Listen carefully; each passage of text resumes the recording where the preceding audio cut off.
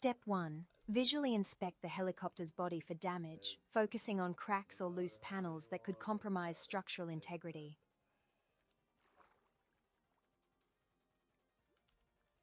Step 2.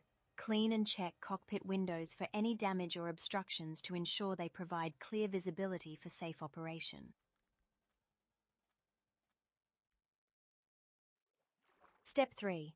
Inspect the main rotor blade for any cracks, deformation, or debris that could affect its balance and performance.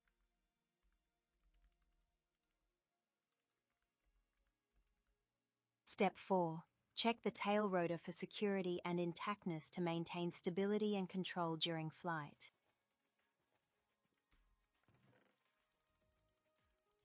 Step 5. Confirm that all helicopter components are securely attached and properly aligned to ensure safety and functionality during operation.